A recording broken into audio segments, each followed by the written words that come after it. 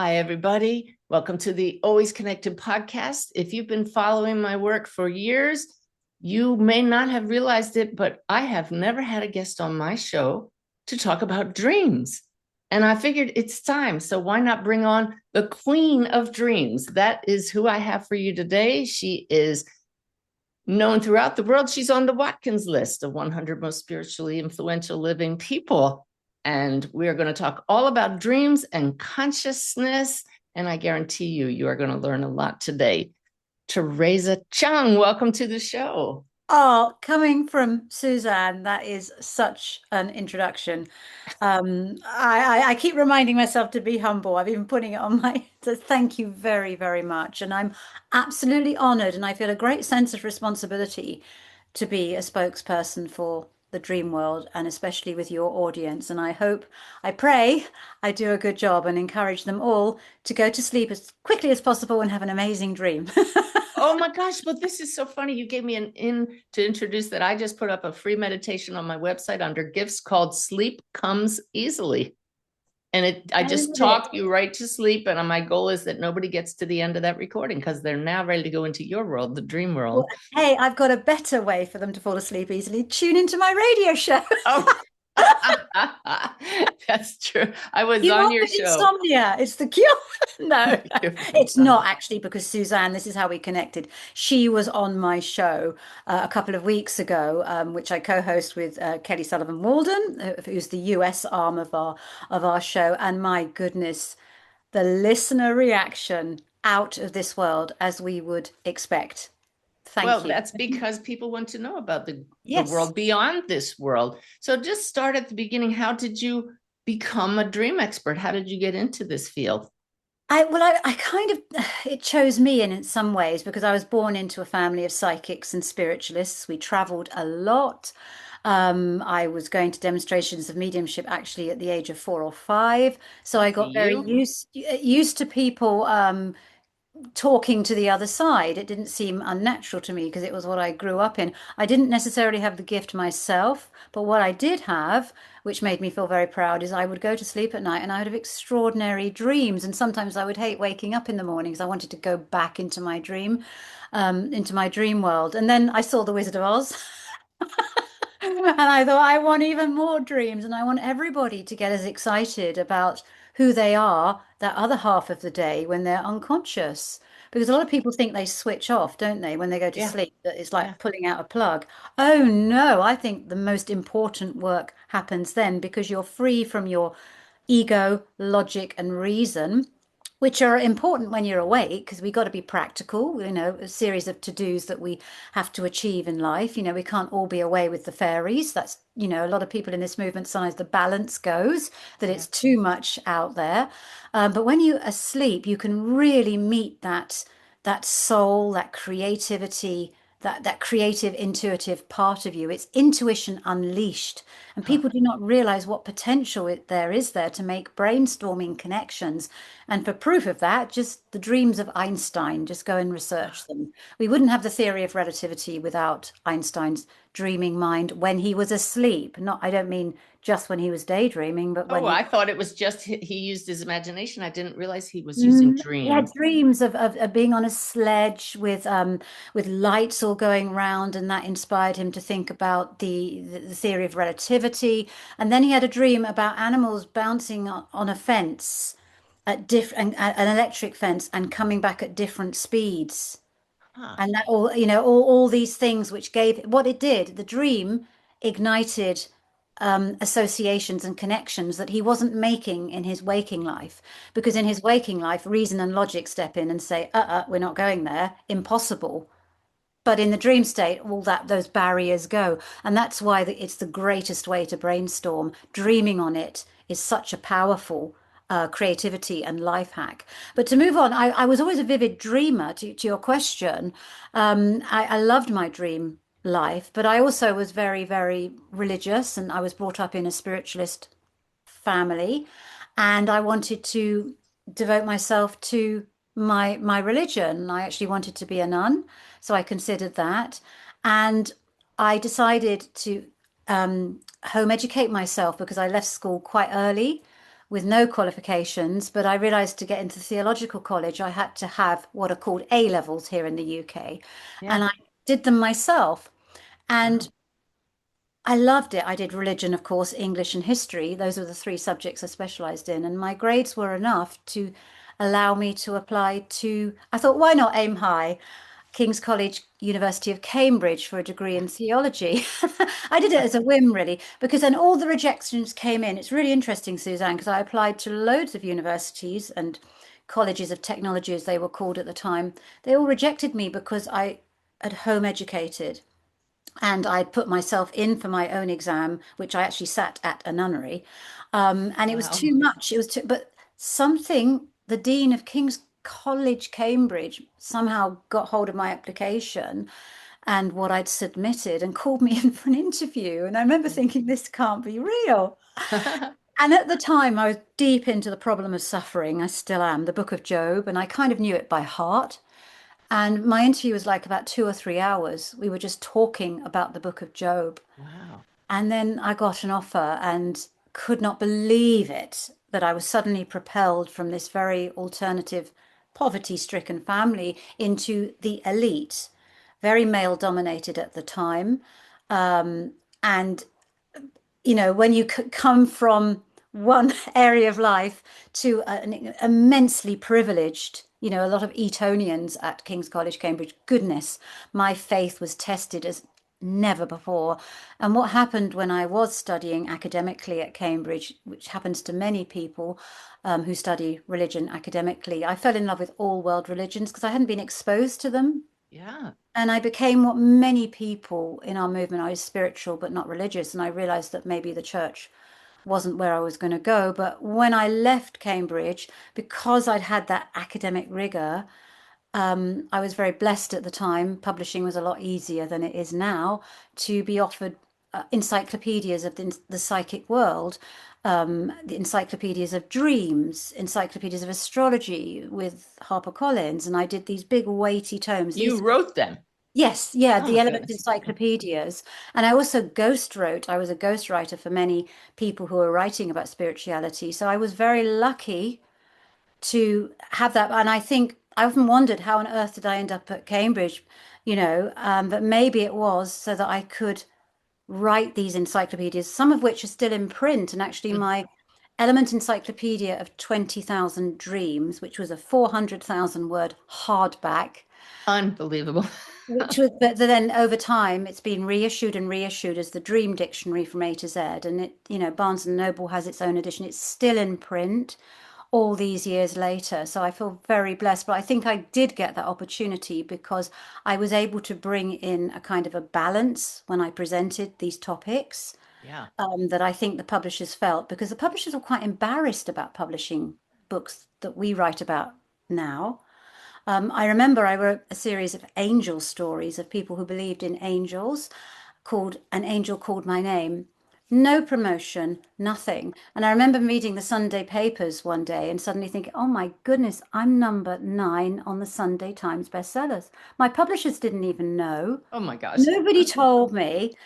And then that led to 15 or 16 other angel story collections, all of them again in that time there was an embarrassment about these topics. And I'm so blessed that I live in an age now where I really think that's changing, that there's more openness to it than ever before. No doubt. Yeah. And it's blissful, really, because I really had to struggle to be taken seriously. I wasn't invited to do media interviews or anything because I wrote about angels, I wrote about Yeah. dreams. I can relate to this. But then at about 2020, it all shifted. It really did. It began to shift, and suddenly BBC local radio stations were calling up because they wanted to do dream interpretation. People were dreaming, they wanted to know the meaning. And I found actually, I don't know if you've found that, Suzanne, that topics like dreams are easier for the mainstream to give a platform to because we all dream. And even if you're skeptical, you've had a dream.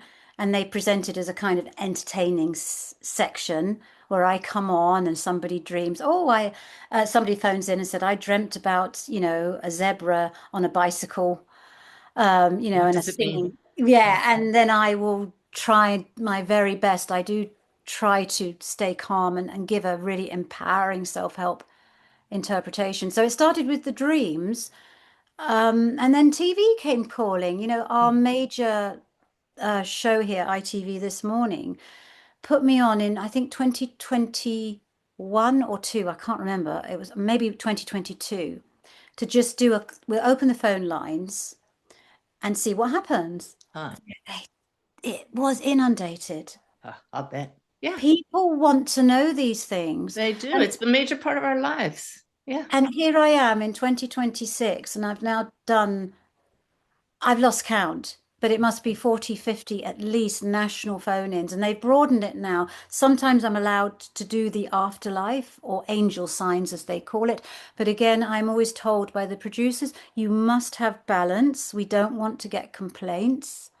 This is interesting. They want that balance and always say, this is my belief, or this is a possibility. So I know the drill now. I know Yes. when I do what platform, as I'm sure you do. If you go on a major mainstream platform, you have to talk in a different way to say, if, for example, if you go on places like, the Shift Network, or people who are more in tune with this message. But it's incredible. And it has been the last 5 or 6 years because I've been around forever. My first book was published 1998 Wow. Wow. in this area. And you But have what about 100 books, right? How do you Yeah, do that? I don't know. I think it's some kind of addiction. I don't Yeah, know. yeah, I I never, understand, but it's not AI. You're writing all of them, and it's no, yeah, I mean, because I wrote all these books long before AI was even in existence. People yeah. used to say, how on earth do you do it? And I've just carried on in the same vein. But I do feel that publishing is very much changing now. The world of publishing, it's But no yeah. longer the holy grail, as it were. Well, That when let's you get back to the holiness of dreams then. yes. Yeah. May I just ask a very basic question? We all know what a dream is, but what is a dream? What's good? We have the Ah, dreams, we have the experience, but tell us what's going on. oh, Suzanne, it's everything. It's soul to soul communication at night. It's your soul calling your name. That is what I believe it is. It's Okay. you directly connecting with your essence. And people say, but I have horrible dreams. Yeah, Okay. and the truth is, about 95% of our dreams are anxiety related, but Yes. for a reason, Okay. because we need to work through those aspects of ourself which are in all of us. We all have these negative impulses. And the biggest problem is when we deny them. And during the day, we're very good at denial during the day. Denial and projection, human beings specialize in that. They project onto others what's the turmoil within, or they deny it exists altogether. But your soul knows that you're here on this earth school to learn and to experience things that you can't experience in the spirit realm. So when you fall asleep in your dreams, you will be confronted with these aspects of yourself that are crying for attention. And if there's one thing listeners can get from this episode, which is so important, your dreams are not literal, most of them.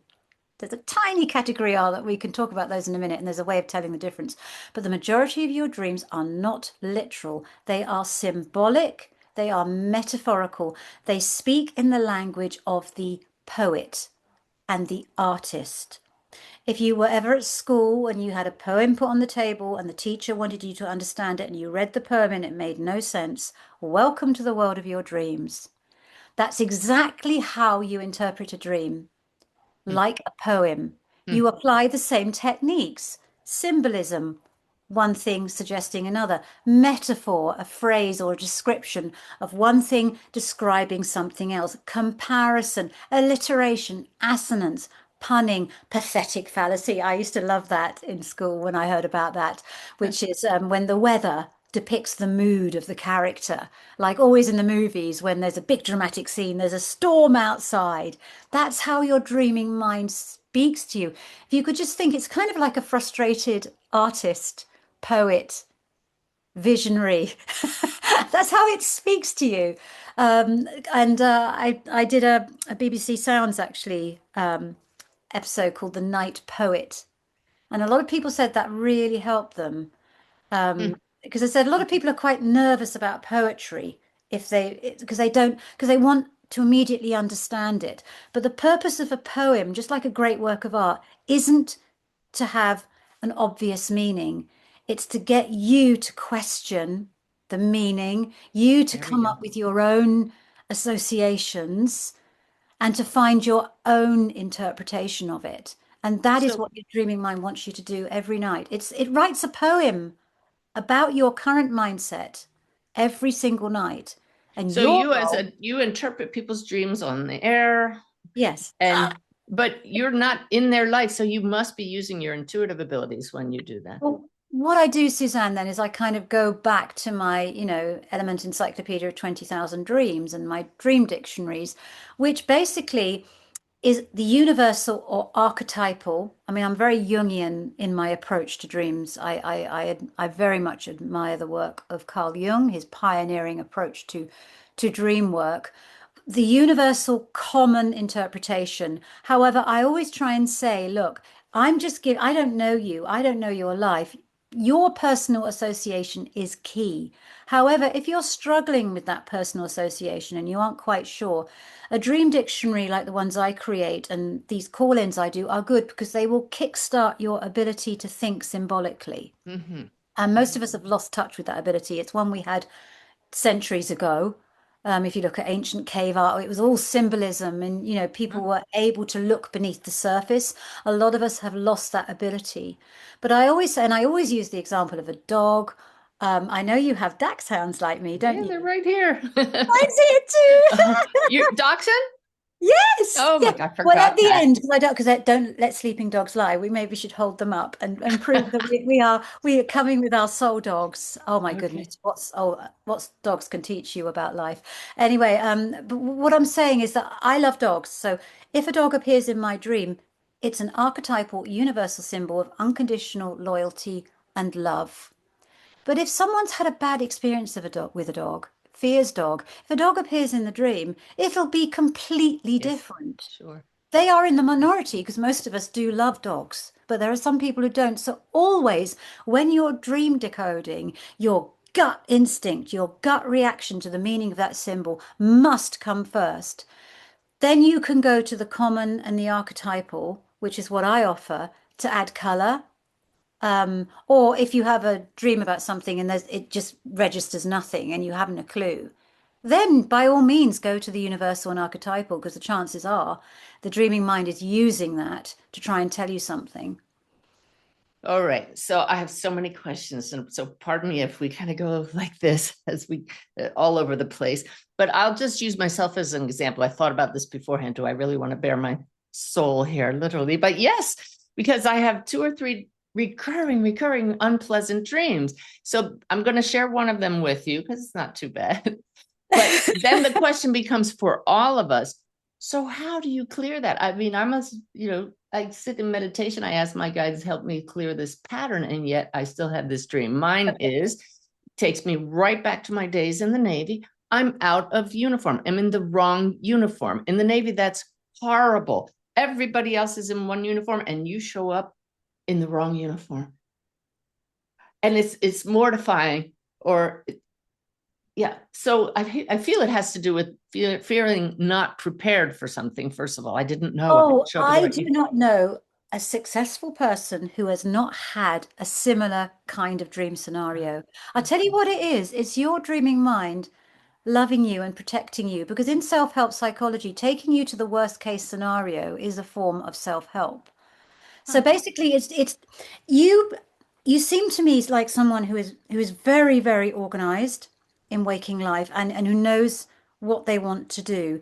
And there's not much room for error. You don't like error. That's what I'm sensing. Well, But your dreaming anybody in mind the knows. military, yeah. Yeah, exactly. But your dreaming mind knows that messing up is really important because we learn the most when we are out of it, when we are not conforming, when we do mess up. Failure is very, very important for our personal growth. And we don't, if you're not allowing that to happen in your waking life, your dreaming mind is doing it for you cathartically so that you've done it actually in the dreaming state and you don't need to mess up in your waking life. But your dreaming mind knows that you kind of need to go through that emotion because it's all about the emotion of, I got it wrong. I don't fit in. This isn't right. Maybe in your waking life, you're not feeling that enough because you have found where you need to be. But your dreaming mind still wants to take you there because it's still a learning opportunity.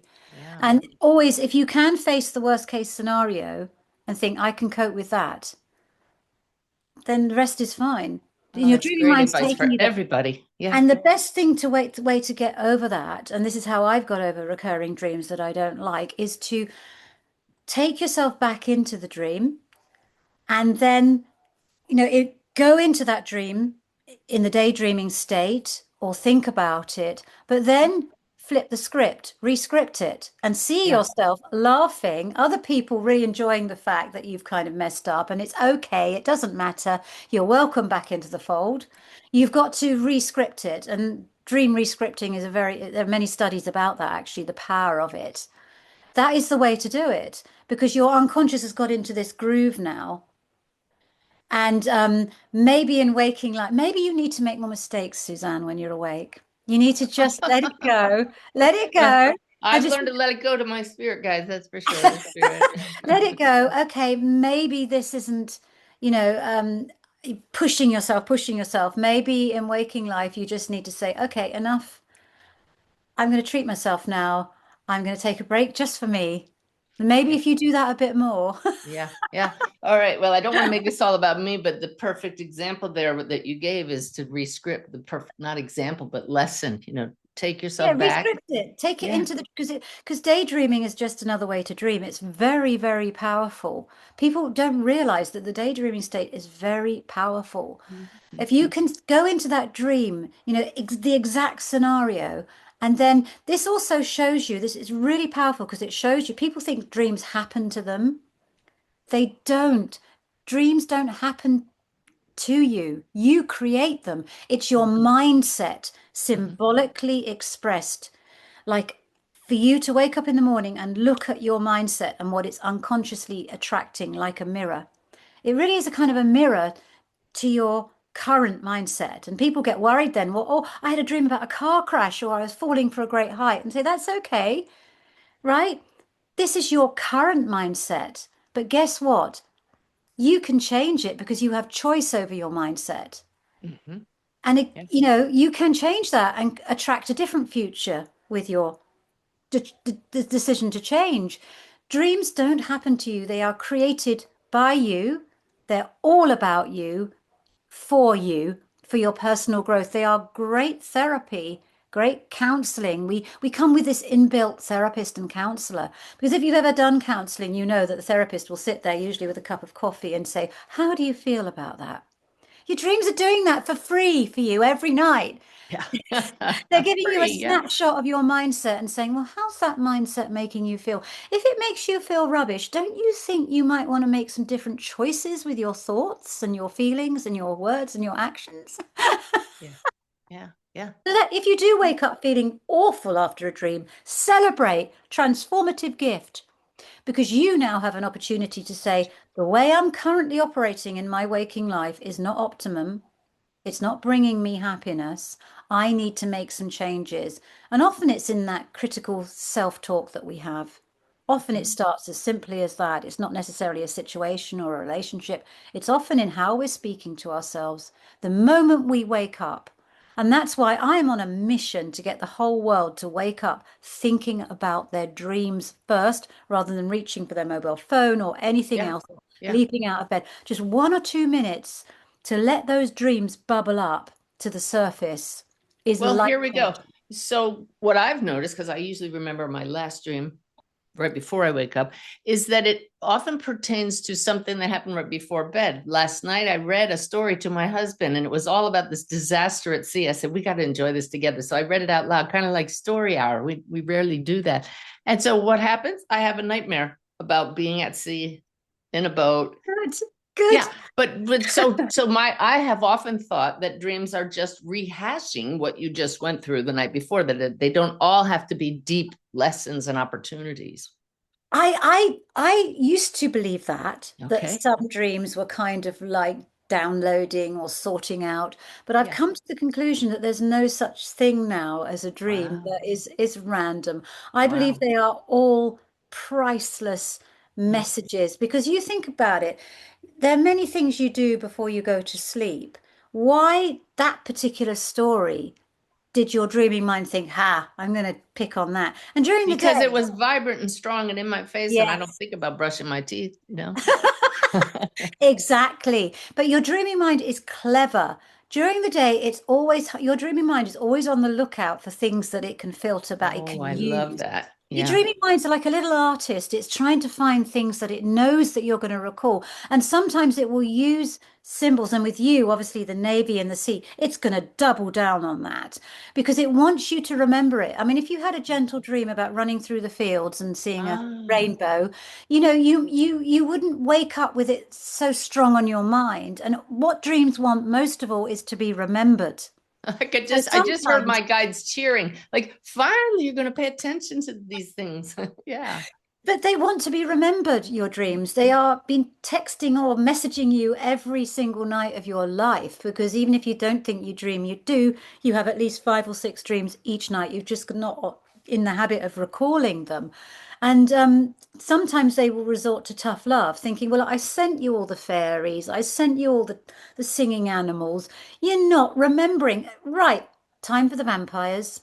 Time Ah, for the buried alive, because you're going to remember it. Because for some wow. reason, humans, they always hone in on the one negative. It's possible, actually, in the night, you've had many, many Huh. fantastic dreams. But it's like, I mean, I know, for example, if I write a book and you get lots of nice reviews, and then there's that one person saying, couldn't get past the first page, that's the one we home in Yes, ma'am. just so you know, and that's exactly the same with dream recall. We seem Huh. to have this bias towards negativity, which is a shame. And I think the story of our lives, the journey of our lives, is to try and shift that and have a bias towards positivity. I'm of the firm believer, Suzanne, that happy dreams, happy life. I want more people writing to me about flying, going into space, dancing, singing in their dreams, Uh-huh. feeling happy. I can tell you, out of every 100 dreams I'm sent, maybe two I'll like bet. that. The Yeah. majority are tough, Mhm. dramatic, with the exception, of course, of which you would know a lot about, afterlife dreams. They are beautiful. They are Yeah, in a we're going to category. move into those here now before I know you're on a time schedule, so we don't want to run out of time without that one. Yes. You brought this up when I came on your UK health radio show. By the way, that's aired in the US as well, probably other places. It is. You have to go on the UK Health Radio website, Okay. and it airs on the radio station for the whole week, the live show, and then it becomes available on a demand a couple of weeks after on all podcast platforms. Yeah. So if you, I mean, by all means, check out some of Theresa's 100 books, but the live show and the videos are fantastic. So talk about dream visits. Love them. I realized when I was doing all this writing about dream work and decoding them symbolically that there was a category of dreams that defied that. That's the thing is with dreams, you can't pin them down. They're like the mystery of life itself. When you think you understand them, they're elusive. I always think of dreams as like the ocean. You can learn to navigate it, but you can never control it and fully understand it. Yeah, And good. the dream world is like that. As soon as you think you've got a, oh, I get this is how it works, it will do something to completely throw that. It doesn't like Ah, to be pinned down. But there uh-huh. was a category of dreams I was getting, and there was precognitive dreams, which I've written a lot about, which is where you have that experience of déjà rêve, that you have a dream and then a couple of days later it plays out, or a emotion in the dream plays out, or a person you dreamt about you bump into unexpectedly. Incredible precognitive I dreaming. may need to have you back on the show to talk all about that because that's a whole subject in itself, isn't it? That's actually a collaboration I did with Dr. Julia Mossbridge in 2018, the Premonition Code. We wrote about the science of precognition, Mm-hmm. um, and a shout out to Julia Mossbridge, who was just on the Joe Rogan show, which is incredible to think how mainstream this is getting now. Goodness. Astonishing. But it was a very interesting science meets spirit collaboration because I work with ions, and I, at the time, Julia was an ion scientist. She's now a fellow, she's left. But she was very much into presentiment, which is the body sensing the future ahead of time. She did some experiments with Dean Radin, which have been in journals, to show that the heart rate and the gut, the body, can sense events before they happen. It was a Yes. fascinating experiment, which, Yes. anyway, too much, not enough time. And I thought, well, if it can do that when it's awake, it can do it even better when it's asleep, the body. Hmm. You know, that no wonder these precognitive dreams are happening, because when you're asleep, as I say, you lose logic and reason. So the potential for dreams to be precognitive is extraordinary. And actually 90% of precognitions do occur in the dreaming state. That's another one. So they came through. Other dreams that defied this was telepathic dreams, where people were somehow present in places in their dreams and finding out things which was impossible for them to know. Yeah. Extraordinary. But Yes. then the overwhelming majority of extraordinary dreams, which eclipsed, which were not eclipsed, but kind of like defied all the rules that I applied to symbolic psychological dream decoding, were what I called night visions. And I began to see that these dreams, when they came into me, because a lot of my work is based on people writing to me about my dreams, along with my research into all the schools of dream research. I've, Jungian, Freudian, Gestalt, all of them, Fritz Perls, all of them. I've studied all the approaches. But these afterlife dreams, you couldn't categorize them because, first of all, most symbolic dreams are like a music video. They're like fragments. Often you find yourself halfway in the middle of the scene, Yes. you're just in there, and then it will Hmm. it will turn to another direction. It's fragments, you know. Hmm. But an afterlife dream has a beginning, a middle, and end. It's typically in a realistic setting, like the dreamer's bedroom, for example. And the departed loved one who appears gives them a very clear feeling, or Yes. sometimes a message Yes. of comfort, like I'm still here, or don't worry, I'm fine. And usually they look very radiant and in good health.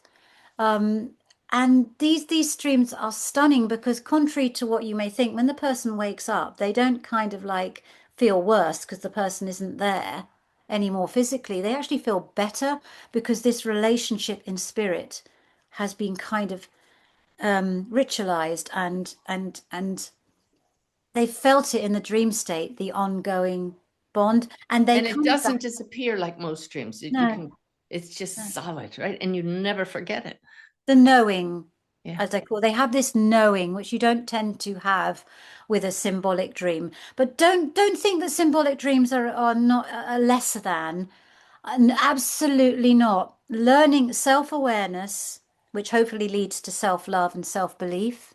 That's the ladder. You've got to understand yourself best better. Then you've got to take care of yourself, and then you've got to believe yourself. They are just important because your symbolic dreams are trying to help you do what you're here on this planet to do, which is to find inner peace within yourself. Because only when you find inner peace and understanding within yourself can you actually go out in the world and help other people do the same. Too many people try and do it the other way around.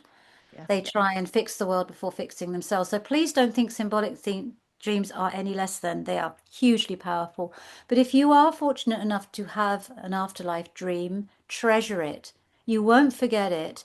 It is, in my humble opinion, an afterlife sign, a clear one. And I had one of my mother several years after she passed, which I believe saved my life. And I can close my eyes and I'm back in that dream. Yes. Beautiful. So how do we remember our dreams if we're only remembering the bad ones? Well, first of all, well, it's a whole lifestyle, really, dream work. I mean, I write so much about it. It begins during the day. The reason we don't forget our dreams is because we've been conditioned by Or we our, don't remember them. Yeah. yeah, well, we've been conditioned by our education system, by maybe parents and carers. Oh, it's just a dream, just a dream. They're nonsense. Don't bother with Mm. them. And if Mm. you've had that conditioning, it's very hard for your dreams to break through that. So, first of all, during the day, open your mind more to the possibility that dreams actually are very important. Mm. Dreams literally have changed the world. I referenced Einstein's dreams at the beginning. I could Yes. go do a whole episode on dreams that have changed the world. Somebody had a dream and it led to an association in waking life, which literally Yes. moved the world forward. The Invent periodic table of the elements came in a dream.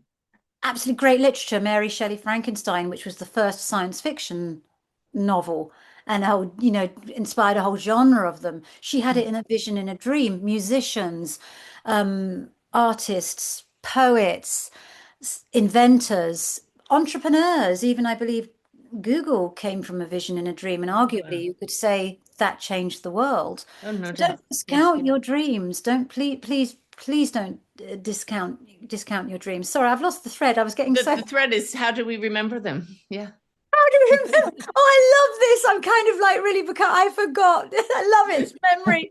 This is wonderful. We remember them by during the day being more open to them. Make sure you have a healthy diet. Vitamin B is the dream recall vitamin. If you want to No get down kidding. to nutrition, Huh. yeah, make sure you get enough vitamin B complex because studies have shown that can really help boost dream recall. Do it Hmm. sensibly though. If you're on any medication, make sure if you take supplements that you do it safely. And then during the day, read more fiction and poetry. Do a bit of Ah, gaming. Yeah, video gamers have a very rich dream life. huh. Uh, as long as it's Hmm. during the day and not too much screen time. But reading fiction is dreaming with your eyes wide open. You are practicing the dream state because when you read, your mind's very active, imagining all these characters. And there are Ah, studies to show actually that fiction readers tend to be more empathetic and more compassionate, interesting. So do all those yes. things. And then before you go to sleep, set the intention to dream. Say, I'm going to dream and I'm going to recall and it's going to be fun. Put a notebook and a pen beside your bed. That's a visual cue.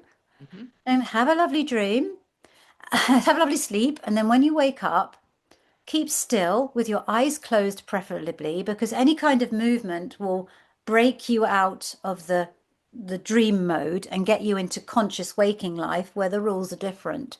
The dreaming mind is subtle and gentle. It speaks a different language and it cannot compete with practical logic and reason of waking Mm. life. So if you Mhm. meet one of these people who has an alarm clock and immediately jumps out of bed, kiss goodbye to your dream recall. It's not going to Huh. happen. You Huh. need that couple of minutes, ideally waking up naturally, because alarm clocks are a shock to the system just as much as they are to the soul. You need that liminal state to be linger a bit longer. And the best way to do that is to keep still on waking for about a minute with your eyes closed. Because, even opening your eyes, even blinking redirects the brain. Yes. And see what symbols, sensations, feelings come. If none come, that's okay. Check in with your body. There may be dream memories trapped in your chest or your gut, which is the presentiment organs of the body. Let's And just then stop there for a second. So what are you saying? People just go and say, is there tension here? yes, sorry, Okay. yes, you're much better at this because yes, You're you're so used absolutely to it. yeah. Well, no, I don't actually. People think that I don't actually teach. I'm very much theory. I write, I Yeah. talk, I do media. As I said, I'm an No, academic but you're at used to heart. doing this, so it's just natural. You're tuning Yeah, into your body, check but we're in. looking for that tension, right? Yeah, and see, is Yeah. there anything you want to say to me? And tune into your heart rate. Is it fast? Is it slow? And then tune into your emotions because dreams speak in the language of symbols, yes. But why do they choose symbols? Because symbols express emotions, right? There's an Yeah. emotional reaction. So dreams actually speak in the language of emotions and symbols. And every morning when we wake up, we feel a little different. And that's a clue because that emotion will be the backdrop of the dream. And then I suggest you just write down, I feel, and see what comes in your dream journal. And Huh. chances are dream recall will spill through.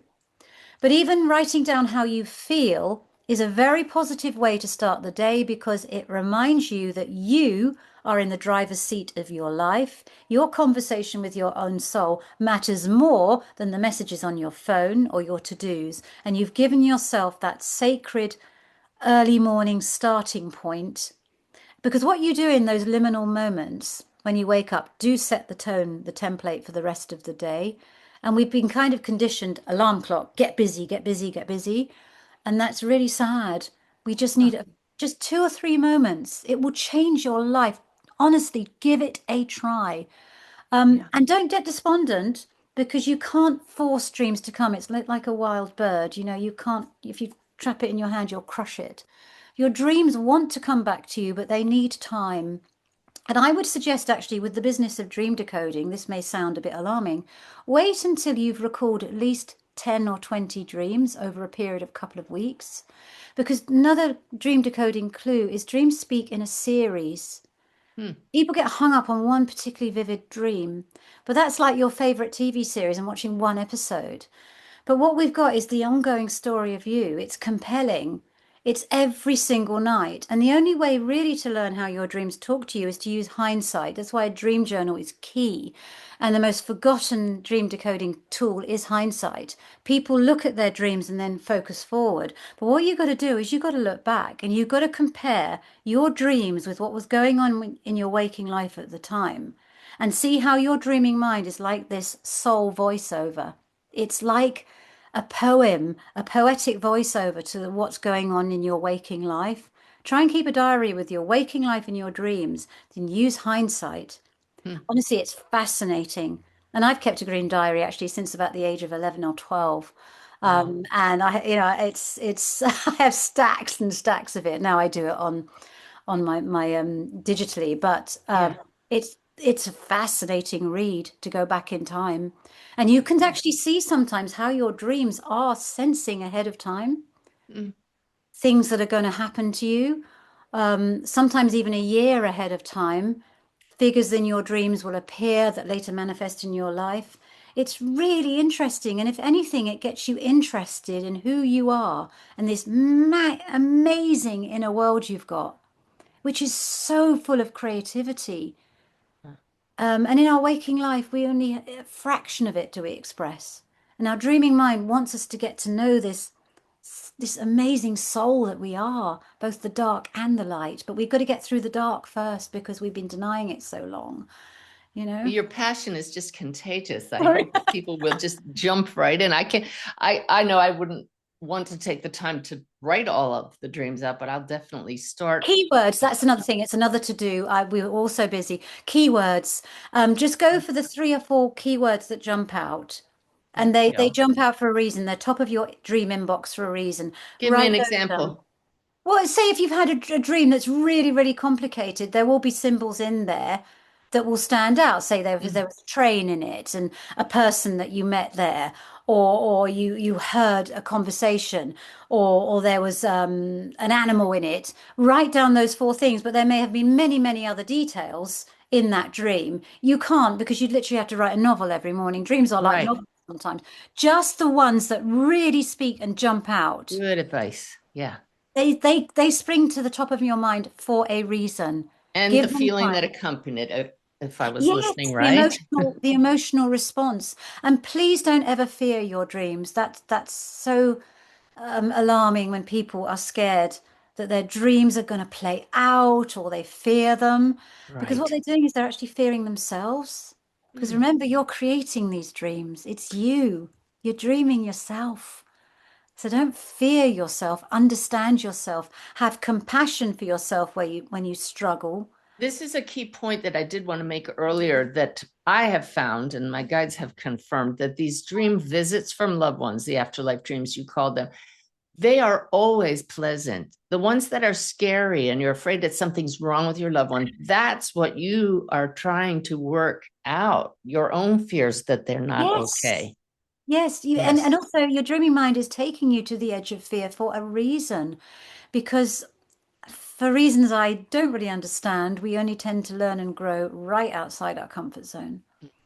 And most of us, the objective of our life is to stay in our comfort zone and to not be challenged. But our dreaming mind is having none of it. It wants us to be on this wild adventure. I mean, think of all the movies and books you love. We don't love them for the ending. We love them for the edge of the seat ride. Yeah. I always go on about Lord of the Rings, as you know. It's the journey to Mordor that people remember. It's not the final scene when they're happily back in their cottage. We live and breathe every twist and turn, every tragedy, everything. That's where we feel most alive, and that's where we learn the most and we grow the most.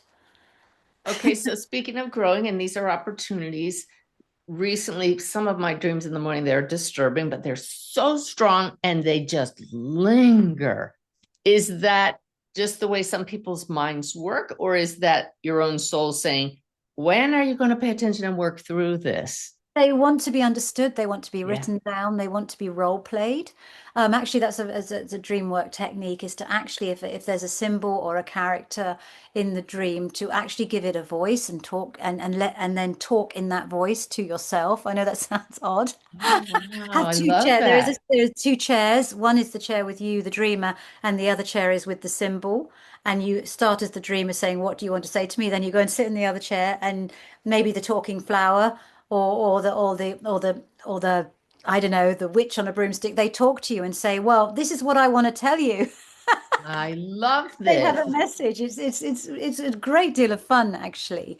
Dream Huh. sharing is very powerful. If you can find someone you know who will listen to your dreams, often it's a wonderful way to really get close to someone as well, to share your dream and see what their perspective is. And they give their perspective, often it will light up something in you. Dream sharing is a really beautiful thing to do. Hmm. Hmm. Oh, I love this. Thank you so much for all these wonderful tools and insights. And Dreams, I'm, yeah. dreams rock. They really do. And dreams don't lie. I did take that from Stranger Things, but dreams don't lie. They're actually quite honest, Hmm. right? Hmm. They are honest. They're pure honesty. They're showing you deep down what you believe, not what you tell yourself you believe. Because during the day, as I said, we're so good at telling ourselves things. Yeah. I mean, we can tell ourselves, I am enough, do all our affirmations. But if deep down we don't believe them, nothing in our life will change. And as I say, affirmations aren't going to change your life. Staring in the mirror and telling yourself you love yourself isn't going to change your life. Falling in love with your dreams, the good, the bad, and the ugly, will change your life. Because the bad and the ugly, you will then understand why they're there, what they're trying to tell you. And as soon as you understand what they're trying to tell you and have compassion for them, compassion is very important, they Yes. lose their power over you. Yes. Yes. Yes. They grow in power if you refuse to understand them and give them, they want their moment in the spotlight. They want to talk to you. So give them that moment, understand it, and then pour unconditional love onto them. Because studies show that when we approach ourselves with unconditional love, it's very, very healing, obviously. Yes. But dream work, it's easier to do that because in the dream state, we're in that third person perspective often in the dream state. Yes. For some reason, we find it easier to be kind to ourselves when we think of ourselves in that observational third person state than when we do in the first person. I find that Interesting. very interesting. And that's why it's good actually if you have trauma in your past, times when you've been very sad and alone, is to mentally time travel to that time and be there as your future self, giving that past self unconditional love. I know this sounds, Yeah. it's a very Oh, beautiful yeah. experiment to do. Try it, Yeah. because we all have trauma. A lot of us have very difficult upbringings for whatever reason or experiences. Be careful. Obviously, if it's deeply traumatic, you probably need someone to be with you or a counselor. I don't want to give any advice that would harm anyone, but other areas where you feel safe that you can go back in time mentally, but then go back, bring yourself back as you are now and put your arms around Yeah. that person and say, I'm here. I'm Yeah. I here. have a little stuffed animal across the room. I've used it in some of my webinars. Just hold that as if it's your younger self and just love Yes, that's them. what I mean. And actually, there's a Yeah. lot of AI videos about like that now, actually, of when the Uh, younger self and is embraced by the way the person currently is. And I know there's a huge controversy about AI. I'm not going to go into that here, but it's actually quite beautiful to see when you see someone as a child and then their older self hugs that child. It's uh, something very beautiful about that. well, I love that you've shown even our not so comfortable dreams to be the gift that they are meant to be and shed new light on them. I can't wait to go to sleep. It's very Great, early here, but we have cured insomnia, Suzanne. Yes. I don't have an insomnia problem, but boy, these dreams, they're they've People been don't going, really, come I on want now. people to think that the most exciting part of their day, actually, when all the work is done, you know, the soul, a deep soul work is when you put your head on your pillow at night. Think of it that way. It's a wildly exciting opportunity there for you to grow in self-awareness, self-love, and self-belief. And if you have self-belief, that is when your waking life changes and you start to attract what is meant for you into your life. If you haven't got self-awareness, self-love, and self-belief, you're not going to attract the opportunities that you long for. Dreams can help you get there. They are the most neglected self-help tool and manifesting tool, actually, as well. It's beautiful. I am so grateful to you for saying yes to coming on the show. We may have to have you back again, Theresa. Oh, you're coming back on UK Health Radio. Absolutely no doubt about that. Wonderful. Well, everybody check out theresacheung.com and her many books. There are multiple ones there I want to read, but mostly I Yeah, I've want to got to start stop that at some dream point. journal.